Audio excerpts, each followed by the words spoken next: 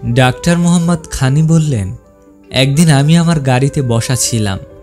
হঠাৎ 16 বছর বয়সী এক বালক এসে আমাকে বলল, স্যার, আমি কি আপনার গাড়ির সামনের গ্লাসগুলো পরিষ্কার করে দিতে পারি?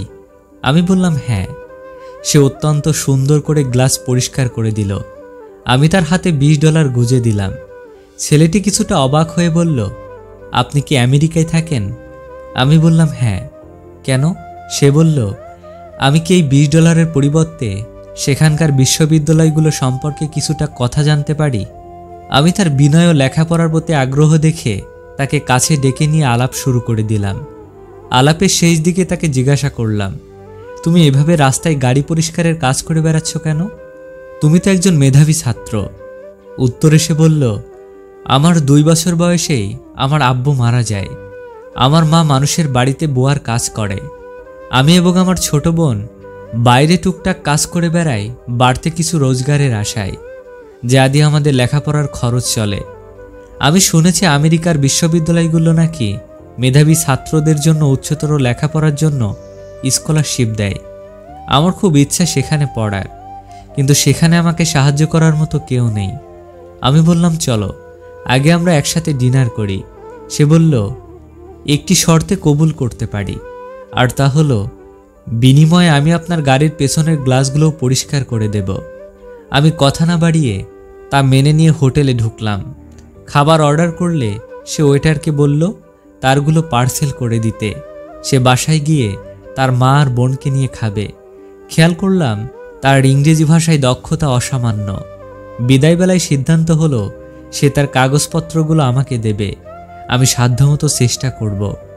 এভাবে দীর্ঘ 6 মাস পর আমি তাকে আমেরিকায় এনে ভালো একটি প্রতিষ্ঠানে ভর্তি করতে সক্ষম হলাম। সে তার মেধা ও অধ্যবসায়ের জেরে কয়েক বছরের মধ্যেই আধুনিক টেকনোলজির কনিষ্ঠ টেক ইঞ্জিনিয়ার হিসেবে পরিচিতি লাভ করল। নিউ ইয়র্ক টাইমসের পাতায় তাকে নিয়ে লিড নিউজ হলে সারা বিশ্বে হইচই পড়ে গেল। তার ঈর্ষণীয় সফলতায় আমিও তার পরিবার খুবই আনন্দিত হই। এদিকে তাকে না জানিয়ে তার মা ও বোনের ভিসার ব্যবস্থা করে আচমকা তার সামনে আমেরিকায় নিয়ে এসে তাকে বড়সড় সারপ্রাইজ দিয়ে চমকে দেই। তাদের দেখে সে বোকা বনে যায়, এমনকি কাঁদতে পর্যন্ত ভুলে যায়। এখন সে হার্ভার্ড বিশ্ববিদ্যালয়ের সেরা শিক্ষকদের একজন। তারও কিছুদিন পর আমি একদিন বাসা থেকে রাস্তার দিকে তাকিয়ে বিস্ময়ে হতবাক হয়ে যাই। দেখি সে বাইরে দাঁড়িয়ে আমার গাড়ির গ্লাসগুলো পরিষ্কার করছে। আমি দৌড়ে গিয়ে তাকে বাধা দিয়ে বলি, এগুলো কি করছো? সে অশ্রুজল চোখে বলল, ছাড়ুন স্যার, আমাকে আমার কাজ করতে দিন, যেন আমি আমার পরিচয় ভুলে না যাই। আমি মনে রাখতে চাই আমি কি ছিলাম আর আজ আমি কি হলাম, এবং আপনি আমার জন্য কি করেছেন। বিশ্বাস আর নিঃশ্বাস খুবই মূল্যবান একটা জিনিস। একবার হারিয়ে গেলে আর ফিরে পাওয়া যায় না। মানুষ দুটো সময় চুপ থাকে, যখন তার কথা বলার মতো কিছু থাকে না, অথবা তার বলার মতো অনেক কিছু থাকে কিন্তু সে কিছুই বলতে পারে না। প্রত্যেকটা পরিচয়ের পেছনে কোনো না কোনো কারণ থাকে। কেউ আসে পরীক্ষা নিতে, কেউ আসে শিক্ষা দিতে, কেউ আসে সুবিধা নিতে, কেউ আসে আপনার ভেতরের শ্রেষ্ঠত্বটাকে বের করে আনতে, কেউ আসে জীবনটাকে গুছিয়ে দিতে, আবার কেউ আসে গোছানো জীবনটাকে এলোমেলো করে দিতে। তাই মানুষ চিনে চলতে শিখুন। মাঝে মাঝে সম্পর্কগুলো খারাপ হওয়ার দরকার আছে, তাতে কিছু কিছু মানুষের আসল চরিত্রটা বোঝা যায়। চরম একটা সত্য কথা, অহংকার যার ভেতরে থাকবে সে কখনো নিজের ভুল দেখতে পাবে না, আর অন্যের মধ্যেও কোনো ভালো গুণ দেখতে চাইবে না। যদি কারো রূপ দেখে ভালোবাসো, তাহলে সেটা ভালোবাসা নয়, সেটা হলো বেছে নেওয়া। যদি কারো দেহ দেখে ভালোবাসো, তাহলে সেটা ভালোবাসা নয়, সেটা হচ্ছে লালসা। যদি কারো টাকা দেখে ভালোবাসো, তাহলে সেটাও ভালোবাসা নয়, সেটা হলো লোভ। আর যদি কারো মন দেখে ভালোবাসো, তাহলে সেটাই হলো প্রকৃত ভালোবাসা। যদি তুমি নিজেই জানো না কেন তুমি তাকে ভালোবাসো, তাহলে সেটাই হলো ভালোবাসা। যদি তুমি তাকে একবার দেখার জন্য ছটফট করতে থাকো, তাহলে সেটাই হলো ভালোবাসা। এগুলো ছাড়া বাস্তবিকভাবে ভালোবাসার কোনো সংজ্ঞা হয় না। ভালোবাসার মানুষ যতই দূরে থাকুক না কেন, কখনো মনে হবে না যে সে অনেক দূরে আছে, যদি সে অনুভবে মিশে থাকে। কাউকে ভালোবাসলে বেশি কাছে যাওয়ার চেষ্টা করতে নেই, তাতে করে কাছে যাওয়ার আকুতি দেখে সে হয়তো দূরে চলে যেতে পারে।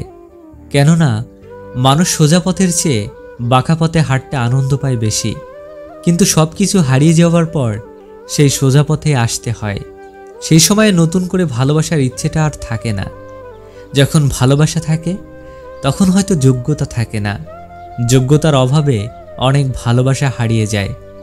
আবার যখন যোগ্যতা হয় তখন হয়তো ভালোবাসার মতো মন থাকে না, কারণ মনটা কষ্ট পেতে পেতে একসময় নষ্ট হয়ে যায়। যে মানুষটি মনের দিক দিয়ে অনেক ভালো হয় তার কপালটাই খারাপ হয়। তার সহজ সরল মনটাকে নিয়ে সবাই খেলা করে। জীবনে কখনো কারো উপর খুব বেশি নির্ভর হওয়া ঠিক নয়, কারণ অন্ধকারে নিজের ছায়াও নিজেকে ছেড়ে চলে যায়। কিছু ভুল মানুষকে অনেক কিছু শিখিয়ে দেয়, কিছু কষ্ট মানুষকে পাথর করে দেয়, কিছু অভিমান মানুষকে পর করে দেয়, আর কিছু বাস্তবতা মানুষকে অনেক বদলে দেয়। প্রতিটি জীবন একটি সম্পর্কের কাছে দুর্বল থাকে, যেখানে কিছু অবুঝ সরলতা আর কিছু বর্ণিল মুখের ভাষা জীবনকে স্বার্থহীনভাবে কাঁদায়, যা কেউ দেখে না। জীবনের রাস্তায় একা একা হেঁটে যাওয়া কঠিন কাজ নয়, কিন্তু কারো হাত ধরে অনেকটা পথ এগিয়ে যাওয়ার পর সেখান থেকে একা একা ফিরে আসা খুবই কঠিন। যে মানুষ তোমায় পেয়ে নিজেকে ভাগ্যবান মনে করে না, তাকে নিজের জীবন থেকে হারিয়ে ফেলতে ভয় পেও না। আপন সবাইকে মনের কথা খুলে বলো না, দেখবে এমন সময় আসবে যখন তোমায় সেই সব কথাগুলো শুনিয়েই কষ্ট দেবে। মনে রেখো, তুমি আপন ভাবলেও সবাই আপন হয়ে যাবে না। কেউ যদি তোমাকে ভালো না বলে তাহলে মন খারাপ করো না, কারণ এক জীবনে সবার কাছে ভালো হওয়া যায় না। ডিপ্রেশন থেকে শক্ত হয়ে ওঠা মানুষগুলোকে কখনো সবার সামনে দাঁড়িয়ে কাঁদতে দেখবেন না, বরং তাদেরকে সারাদিন হাসতে দেখবেন।